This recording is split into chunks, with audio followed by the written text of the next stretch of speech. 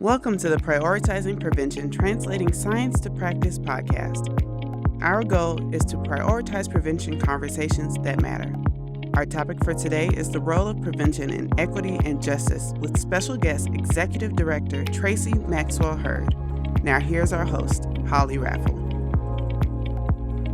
Hello, and welcome to the Ohio Center of Excellence for Behavioral Health Prevention and Promotion second podcast episode. This is season 1, episode 2. I'm Holly Raffle, a faculty director of the center, and I am so pleased to have Tracy Maxwell Heard, the executive director of Multiethnic Advocates for Cultural Competence, with us today. Ms. Heard graduated from Akron with a Bachelor of Arts in Mass Media Communication. She served as a member of the Ohio House of Representatives for the 26th District, which includes parts of Franklin County, from 2007 to 2014.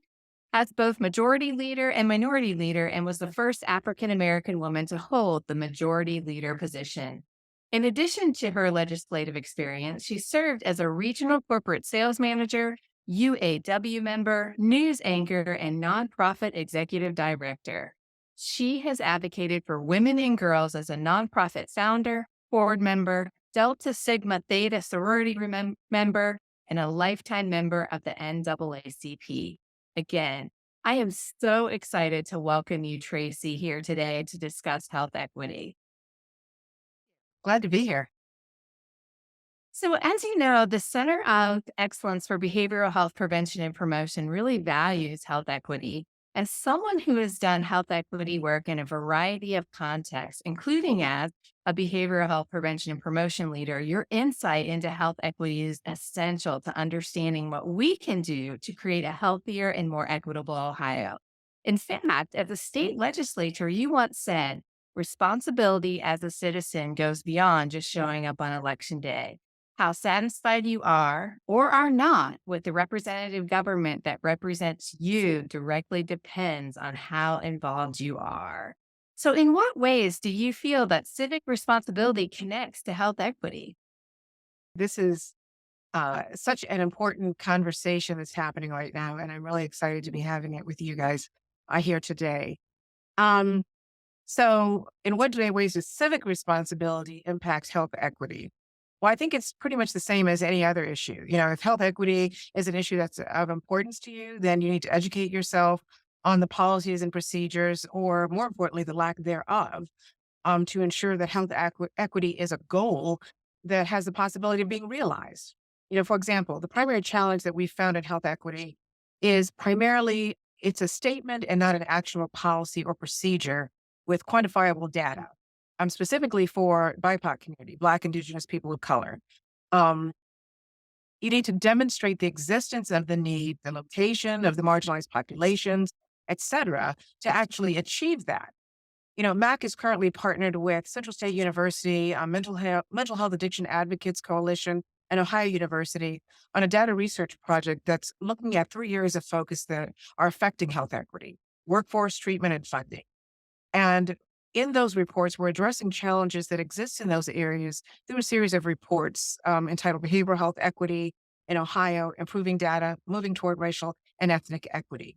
And those are posted. The first 2 have been released already and are posted on our website at macinc.net. So if there is an equity, you have to define and quantify it and make recommendations for solutions. It's interesting that in every area where there's disparity or inequity, creating or working toward equity is a win-win for the overall community, from a cost savings perspective or economic increase for communities, however you want to look at it. So there's no justifiable reason really for inequity except to maintain a power or economic imbalance for a specific population. So, long and short of it, it's the same process, regardless of the subject. You have to get in the game, be vocal, have expectations and consequences for those who represent those issues, and hold them accountable. Thank you so much, Tracy. What are the biggest health equity challenges that you see are facing Ohio's behavioral health prevention and promotion system?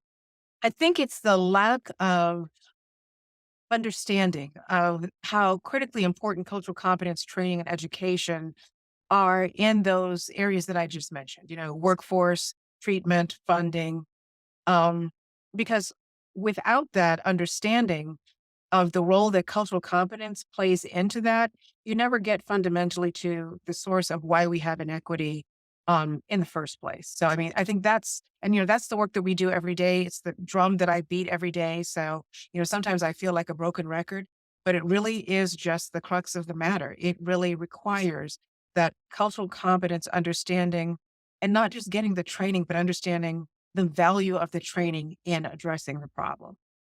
Absolutely. And I've been working in Ohio for doing this work for a long time. And I also see a lot of strengths that we have when it comes to equity. What are some of those strengths that you think Ohio brings to bear?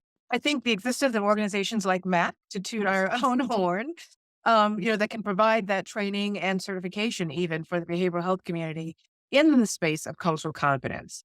The fact that the current environment is open to change and this conversation, everything from the governor's wellness workforce initiative, again, to the partnered collaboration that we have with our data research project, how that's been received by people in the behavioral health sector, by the legislature, by people who are impacted and, will need this knowledge and reference.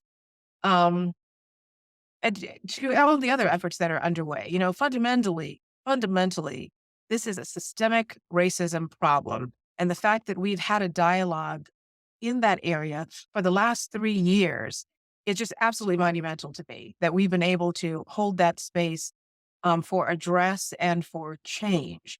Is just unbelievable. Usually when there's a crisis or, something that we have to address as a society, there's a big hoopla for a week or, maybe there's a march and, are able to sustain for a month or so, and then it just kind of fades away again. So, this is really a unique opportunity that we have. And I'm certain that success is being achieved because there are so many efforts underway to undermine the work that we're doing all over the country, from eliminating us to having these conversations, eliminating funding in this area, taking it out of conversations in our history classes, misrepresenting it as CRT, which has never been taught in a K through 12 classroom in this country. It's a second year law school class. But anyway, so, when you see that kind of pushback, you know that there has to be some success underfoot. It's kind of just like that whole voter voter engagement thing. When people talk to me about, my vote not counting and it doesn't really matter, the system is rigged, the last term that I served in the Ohio House of Representatives, there were 15 voter suppression bills. So I would tell people, it's like, if your vote didn't count, there would not be 15 separate activities underway to try and separate you from or create obstacles to to you accessing the ballot. So yeah, I think this is an exceptional time that we have been able to really hold space around a very difficult and painful conversation in our country and really work towards some solutions. And, it won't happen overnight, but the longer we talk about it, the more we find solutions, the more people that become engaged, and the better opportunities for success and inclusion we have. Absolutely. Thank you so much. Ohio is deeply rooted in youth led prevention. And I'm sure you've heard Mhm. some of the youth led work that's going on. I know you and I have the privilege of sitting on the Workforce Development Advisory Committee, and youth led is talked about quite a bit. What roles or opportunities do you see for youth led prevention to play in health equity?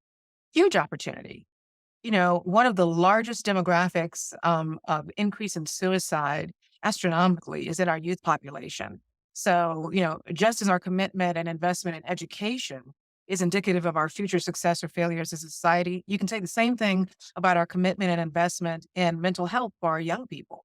Where we acknowledge, invest, and succeed or fail determines the health of our future society as a whole. We always say, the young people are our future. Well, they are in every single, frame of reference that you want to consider. And the fact that we are failing so critically in this behavioral health, mental health, substance abuse area with our young people, as they're facing such critical things like COVID, like racism, um, is not going to bode well for us as a society in the future. So, yeah, that's an area where we must succeed. Thank you. Ohio is also rich with community based coalitions in a variety of health and mental health areas, but we know that the substance use prevention coalitions are a key part of our behavioral health system. So, what Sure. role do you see community health coalitions playing in the equity space? I think they're key. They're kind of like the frontline gatekeepers, you know. We have been involved with NAMI in delivering mental health first aid programming to our faith communities and community leadership organizations for that very reason. You know, they are the front lines. They are the ones who have the first opportunities to see when people in the community are struggling or in crisis, when people in their congregations are struggling or in crisis. And it's not about, you know, turning them into therapists, but, you know, empowering them and giving them the tools to recognize when people are in crisis and have connections to resources and services that they can, you know, help them navigate to receive the services that they need to be healthy and whole. Um, it's also key in that whole destigmatization, say that word slowly, around the mental health conversation and in cultures, you know, specifically the African American culture, it's for so many years, you know, you heard in many Black conversations and faith conversations, you know, we don't do therapy, we do Jesus, you know. Well, you know, Jesus supports therapy. So I'm here to tell you, he uses us all as tools and vessels to help one another. So it's not an either or, it's a both and. So, you know, understanding how different communities and cultures think about, talk about, embrace, or reject, the whole concept of mental health and the services, you know, around those, is critical in terms of making sure that people have access and get treatment and get well. And those community organizations are the first ones to impact that stigma and to connect people to be that bridge to services. Absolutely. Thank you so much. And the audience of our Prioritizing Prevention podcast is always looking for ways to translate science to practice. And that's our tagline. Uh-huh. So, if you were speaking to those in the prevention and promotion space, how can those individuals create conditions for addressing health equity through their work? Beating the drum again, cultural competence training. You know, it truly is the foundation. And without that dialogue and that education and the training, you're never going to get to identifying that there even is inequity. How it costs everyone in society, how that inequity is a cost and a loss for everyone, not just those marginalized populations. And being able to demonstrate the win-win of inclusion, you know, and that's the key because in order to affect change, people have to be willing to move and to shift. And people are very rigid when they feel like loss or they are going to experience a loss in creating space for this whole conversation of inclusion. But that's really not how it works. You know, creating space is not a diminishing of the pie; it's an expansion of the pie. The outcome of that really is win-win for everyone who has access to the pie. You know, there's not a loss in that. No, definitely not. And I think just reminding folks of that, right, is just Mhm. the core of inclusion is everyone. Absolutely. Helpful. Thank you, Tracy. So you are the executive director of MACC, and MACC is a Yeah. clearinghouse for training, resources, research, best practices, and collaboration, all things cultural competence. It also serves as a leader in the state of Ohio and in the nation on various healthcare related issues. So thank you for that. Could Yeah. you, for our audience members, help thread the needle between the relationship between cultural competency and health equity? Uh-huh. Again, very simplistic. You know, it is the bridge to health equity for everyone. We know that we are falling short in terms of health equity just across the board, in terms of service providers, you know, where they're located, challenges that people have around transportation and, you know, if they live in rural communities and all of that, and doing a better job with telemedicine, whether it's for physical health or mental health. So, um, we know that there are challenges that exist already, but those challenges multiply exponentially when you're looking at BIPOC communities. So cultural competence is that bridge because again, it helps to people to understand, first of all, that there is inequity, how that inequity impacts not just those marginalized communities, but what the cost is to all of us as society in failing to engage and provide services and treatment and healthy outcomes for those communities as well. Um, and it's where we get again to the fundamentals of inequity and have the opportunity to begin to start working towards, unraveling that and creating equity. It's not an overnight process. It's something that, we always say it's lifelong learning because, we didn't get here overnight. We're not going to fix this problem overnight. And this is training that you have to be engaged in, on an annual basis. And, for us, it's an everyday kind of thing because we're looking at impacting and changing systems and systems that were never designed to be inclusive in the first place. So, whether it's health equity or education or whatever system you're looking at, um, the relationship or the purpose of cultural competence is to expand and create space for inclusion and access and better outcomes for everyone to the benefit of everyone. Thank you so much for that explanation, Tracy. And for our listeners, I think it might be helpful if you could provide an example of what cultural competency looks like at the individual level, the organizational level, and then the community level. Um, I think it is the same. It just requires a continually expanding commitment, from that uh, introspective look and self-education and self-awareness at the individual level to doing the same at the organizational level and looking at, things like what are your policies and procedures? What are your hiring practices?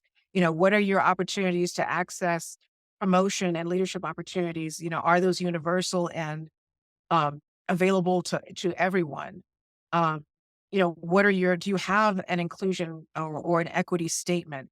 And what is your implementation plan to make sure that you meet that and deliver on that?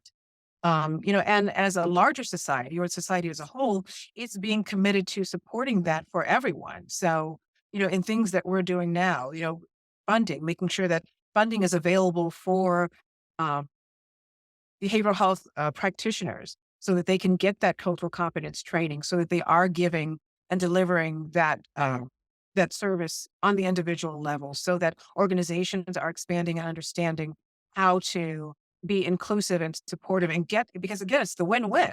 It's getting the best, reducing the cost of churn because people are leaving because they're dissatisfied or they're not feeling seen or represented. Reducing the cost of litigation because of microaggressions or, direct or overt racism, et cetera, setting a standard of what is and isn't acceptable within your organization. So,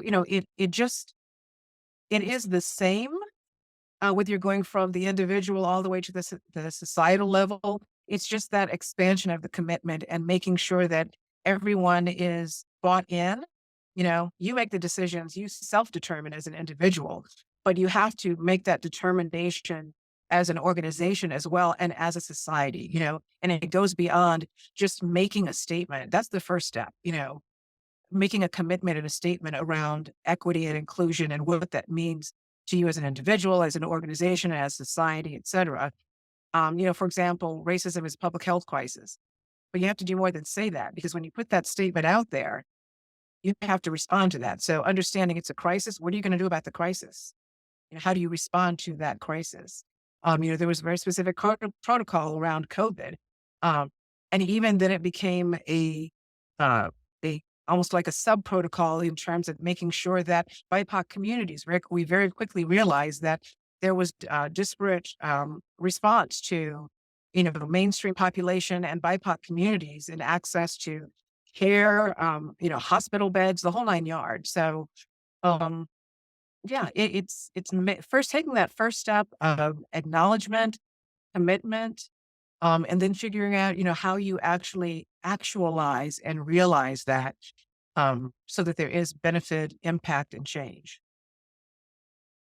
Thank you so much. And I was just curious, in your experience, what are some of the most common barriers in getting from that acknowledgement and getting to action, right? So, what are those barriers? And then, what are some of the best ways to overcome those barriers? I think the barriers are ignorance, lack of understanding, lack of exposure or experience with people who are not like you, fear of change. Again, that perception of lack that, in order to include other people and give people access that you're going to do something, um, and that inability or willingness to see the win-win in it, just being wed to that concept of lack or fear, um, and not being willing to expand your mind to see that, you can make that shift and it not be a personal loss to you. Matter of fact, that there could be an even greater gain in that for you in allowing inclusion and that expansion of the pie, and so that's where it takes it back to that education around cultural competence so that people understand and can self-assess and determine, where might I have some blind spots or um, some biases, because we all do. It's not, that's not, no one is an exception to that. So just getting people to the point where they have a comfort level at doing that self-assessment to help them get past that ignorance and fear and understanding that it's not a you're a bad person thing. It is, we're all in this same, we all have biases and we just need to have the skills and the training to be able to recognize them within ourselves, recognize them within our organizations where we're creating disparity for certain populations or genders, whatever demographics, um, and eliminate those, recognizing that in the end, everyone benefits to a greater degree from that. So, drum, drum, drum, drum. Yeah, Absolutely. You have to keep beating the drum. I do. I do. And MACC programs do that, right? Because MACC has a suite of programs that include cultural competence certification, education, strategic development. And in those, you connect the research and practice from an evidence-based, program development angle. And that's what I really appreciate. So as someone leading a statewide organization, what are your thoughts on evidence-based practices to guide the work? Absolutely necessary. Without that credibility, and proven outcomes and practices, it's challenging to make an argument. I used to say all the time when I was in the legislature, changing hearts and minds is a long game. But when you can make a business case, a fiscal argument, demonstrate through data, demonstrate through best practices and how certain changes and adjustments have led to better outcomes, and you have something that you can present as an example or a model, um, goes a long way to getting people to hear you, consider change, and be open to accepting those adjustments and shifts in policies, procedures, funding, whatever the ask might be. Um, yeah, because that whole kumbaya, we should do this because it's the right thing to do. Um, it's nice, and at the end of the day, it is the right thing to do.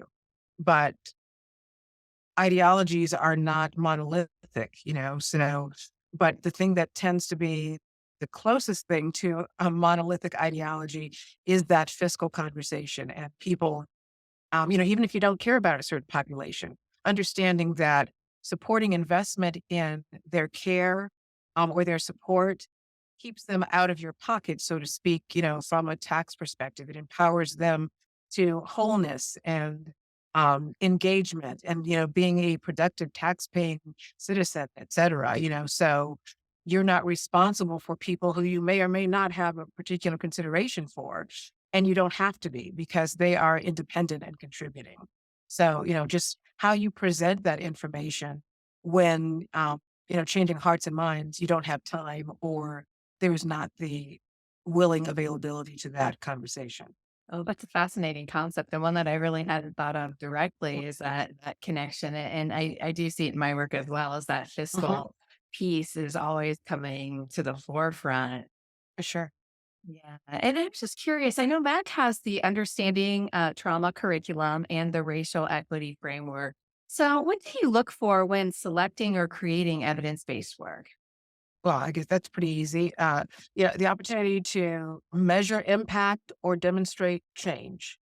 That's the point of that. That's the point of evidence-based work, is helping you get people connected to, interested in, or willing to engage in that training activity, et cetera, because you can measure the impact. You can show them, just like having a diverse board, corporate board has demonstrated a positive impact in the bottom line for organizations that have created space for more women, more minorities, et cetera. Bottom line has expanded. It's the same thing with cultural competence. Inclusion creates, and it's because you have more people from the overall society at your table and, informing your service, product, um, delivery of whatever it is you're trying to either be a benefit to society or make money on, either way. Um, and it also expands your market share. So many times when we're dealing on the corporate side with people, it comes down to, it's like, are you aware that you're not even benefiting at all from a certain demographic because you don't see them as valuable or having interest in your product or your service, et cetera. Same thing on the behavioral health side in that health equity space. There is a loss. And unfortunately, the loss is not just in terms of you being able to demonstrate a broader service or engagement with a broader spectrum of your population. But, when you're talking about health equity, the loss can be as devastating as death. It can go from, hey, I'm just not going to go. I'm just going to deal with this myself to, people who are really dealing with extreme substance abuse issues or extreme mental health issues who haven't found services to connect with because they don't see anyone that looks like them there. The literature that they hand out is not representative of the entire population. And that's a big part of what we do is help organizations identify who is in your footprint. Who are you responsible for delivering service to? Because if you don't know that you have a 15% Hispanic population and you have no one that speaks the language on your staff, no one from the community or culture, it doesn't have to be 100% one-on-one match. Because, that's the point of the cultural competence training. It's for everyone so that when there is not that person who looks just like them, a language barrier you can't get around. There has to be someone that speaks the language. But, from those cultural norms and things, it's about understanding and experience and exposure and respect and understanding how to approach those people and who can approach them. That creates that space for the best outcome for the community and for your organization. Tracy, you've been talking a lot about what we see embodied in the culturally and linguistically appropriate services or class standards. So I'm just curious, what are your thoughts on bringing a standards-based approach to work in cultural competence? Again, invaluable, having best practices and, guidelines, that's kind of what the class standards are, guidelines to help people see where they might have blind spots, and where they have the opportunity to create equity in their approaches to their patients and their clients, where they may have biases. That's really what the class standards are trying to get at. So it's just telling people to do better or be better, doesn't work. You have to give them some direction. You have to give them some guidelines, help them understand what it is they may be doing that creates barriers to other people that they otherwise would be able to get and deliver service to. Most of the time what we find is people are not intentionally exclusive. Bias does not equal racism. That's about experience, exposure, upbringing, et cetera. Does not make you bad. We always say they're in extreme situations, there are just some people that you cannot impact and change. There has to be a willingness and availability to that. But for most of the people that we encounter and most of the organizations that we deal with, it's just about creating a safe space and a comfortable space for them to have honest engagement and conversation and be able to receive information, education, and training so that they do not feel victimized and you trying to eliminate victimization for other people. Making someone feel bad or turning them into the bad guy is not going to get you where you want to be. This is about understanding and education and expansion. Um, it's not about beating up on people for things that existed long before they were ever here that, we all have been impacted by. Thank you so much for that perspective. And if it's okay with you, I'd like to circle back to that groundbreaking study that you discussed at the beginning. So I know that was a partnership between MACC, Central Yeah. State University, Mental Health Addiction and Advocacy Coalition at Ohio University. And you all were focused on researching the disparity of access to mental and behavioral health care experience by different racial groups in Ohio. You described the series of studies as we want to ensure that every Ohioan who needs mental health or substance use support is considered and has access, and not just access, but access to care that provides the best chance for full recovery or the best possible outcome. Exactly. Yeah. So the first report was issued earlier this year, and a lot of our listeners saw that in the Ohio News Now. And it was just exciting. I saw it on many of the listservs, kind of repeated over and over again. So it's got a lot of play. And the Yeah. initial findings, though, are suggest the outcomes that need to be addressed. Right, marginalized people face barriers, including Right. access to culturally competent care, provider racial bias, stigma when seeking help or support. So, why is it important to have this data from this study with respect to these barriers? Because change won't happen without that information. We knew just in conversations, like the advisory council that you and I serve on, and all of the number of different boards and councils that we sit on. This was a conversation that just kept bubbling up, about data. Can't find data. The data is aggregated. The data is not Ohio specific. It's, national data. Um, and then when you're looking at marginalized BIPOC communities, it's just not segregated out to where you can look at what those specific needs are, or even identify where the people exist. So, we're looking at things like, for the workforce, what is the racial composition of our behavioral health workforce? Where are they located geographically? This is the data that we're trying to get at. And in so many instances, we find out it's not there, it's not complete, it's not uniform. Looking at our licensing boards who were great at partnering with us and sharing what they collected and how they collected it. Some collected race, some didn't. Some collected geographic location, but it was where they lived, not where they worked. So, we weren't able to identify, okay, so I live in Cleveland Heights, but I work in Twinsburg. So where you live doesn't help us identify if we're making matches in communities with workforce. Understanding who your service population is. What is the composition where you live? We break it down by zip code where we can, in our reports in terms of where the workforce is. Um, so in looking at data like, suicides, where the increases are in communities and where these communities are around the state. And is there a workforce available for them in these areas to be responsive to their needs? So, it all comes down to the numbers and to information. And without that, we don't have the ability to make the argument or just to demonstrate the need to even make a request for an adjustment around workforce treatment or funding. So that's why, the data in this, as in, data in anything that you're looking at, is absolutely critical in making the case that people being able to connect and understand. Thank you. We at the center have been focused on creating a diversity impact statement. And to do that, we pulled a lot of data, with the credentialing board looking at, what does the prevention force look like? And so to that end, I just have a question is why is cultural, racial, and linguistic representation so important in prevention in all of our behavioral health workforce? I think the best way to answer this, one of our partners, Joan England, who is the executive director of Mental Health Addiction Advocate Coalition, um, she responded to this in an interview, and I thought it was just spot on.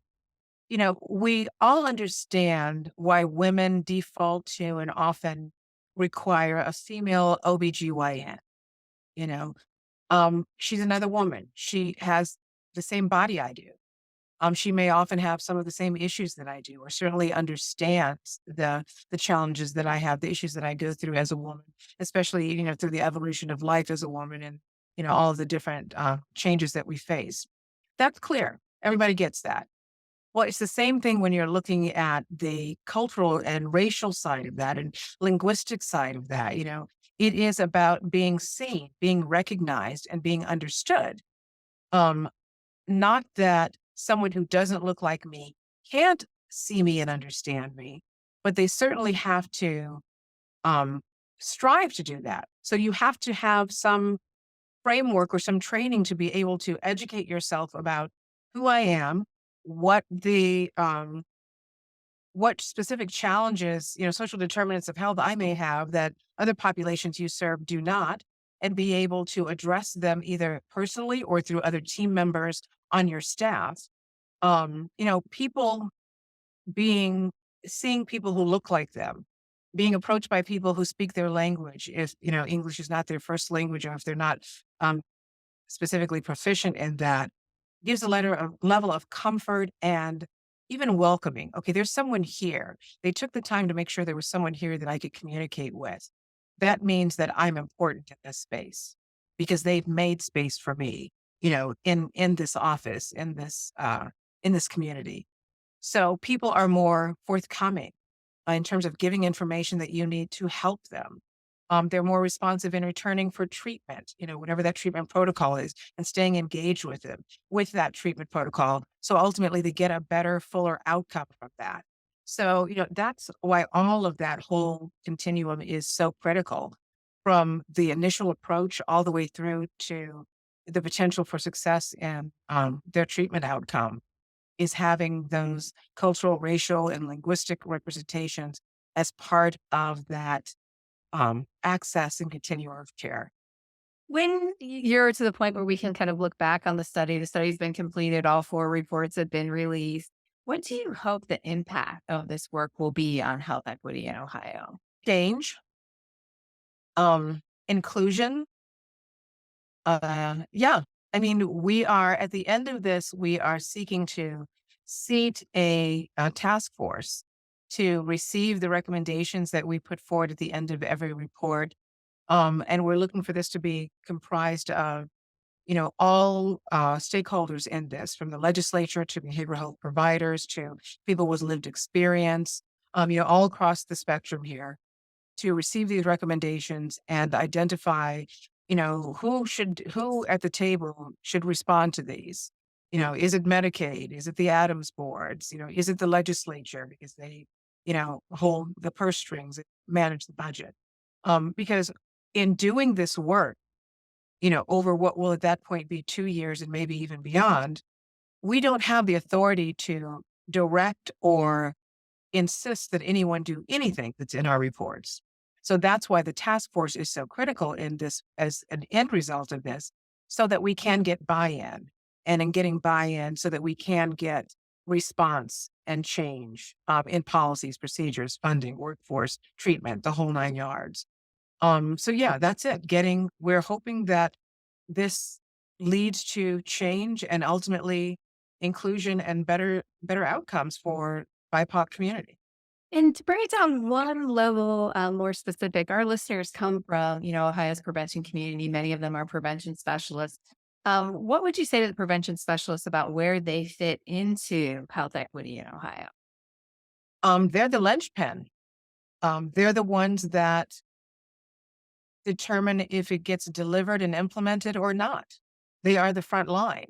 So if we don't get buy-in from the providers and the prevention specialists and the people who do the work, basically, we don't stand a chance of change or inclusion. So they're absolutely critical to this. And that's why, we've had an advisory council as we've been going through this as well, where we have been sharing, what we're doing, as we're moving through our reporting stages, and, asking them if there's anything that we're missing. Is there something else you want us to consider? Which is what's led to us understanding that once we get to December of this year, there's likely going to be a part 2, assuming there's funding for that, because you can't do it all, even in 2 years and 4 reports. you just can't address everything. So there were some things that we could work in because, they were, nexus or tangential to things that we had already identified for these initial 4 reports.